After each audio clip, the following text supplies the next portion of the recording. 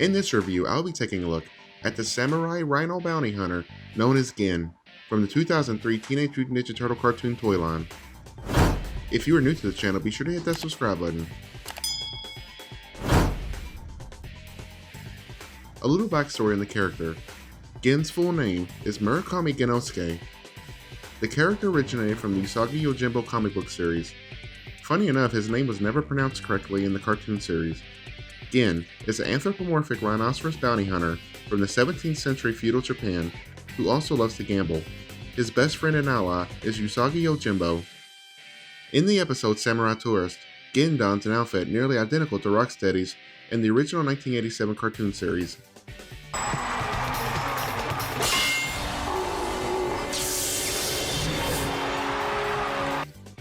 Now let's take a look at the figure. The figure is pretty spot on to the look of the cartoon. Looking at the head sculpt, the skin tone is gray, which is what you would expect from a rhino. His eyes are just white with a black dot for pupils. His most notable facial feature, though, is that of his sawed-off horn.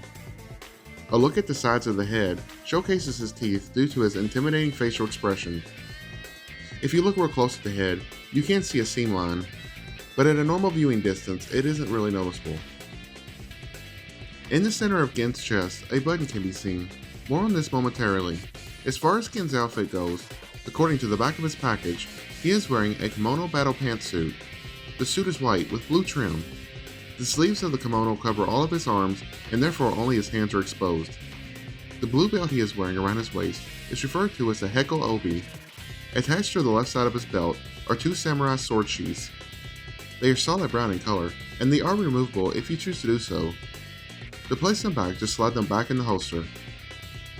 The pants are the same color as his top. Moving down to his four-toed large feet, Gin is wearing Japanese traditional set of sandals.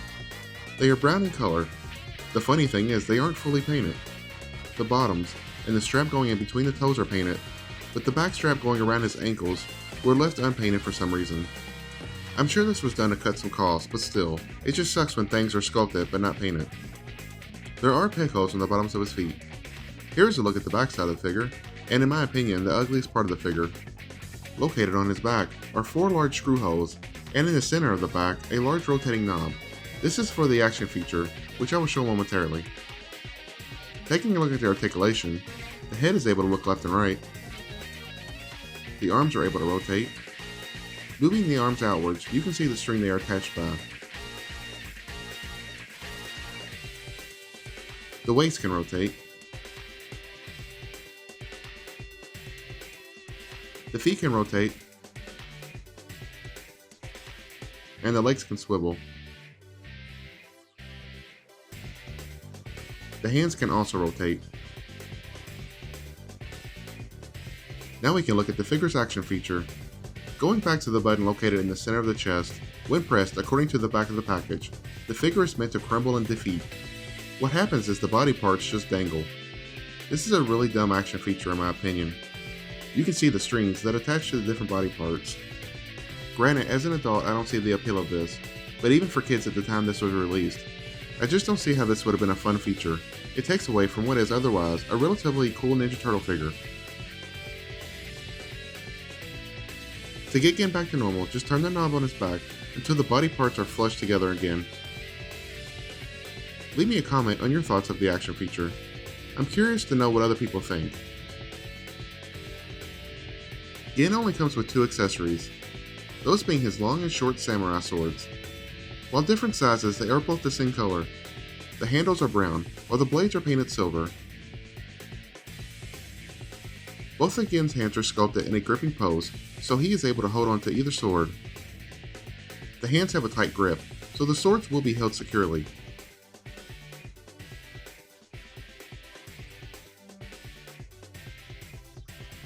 When not in combat, the swords can be stored in the sword sheaths at Gin's side.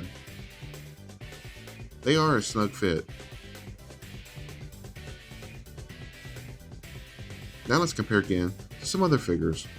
First up is Gin's best friend and ally, Usagi Yojimbo, from the same 2003 Ninja Turtle toy line.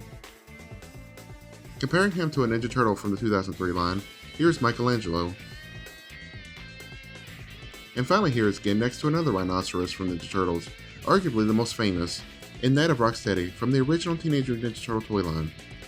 Rocksteady did not appear in the 2003 cartoon or toy line. So that is my review of Gin.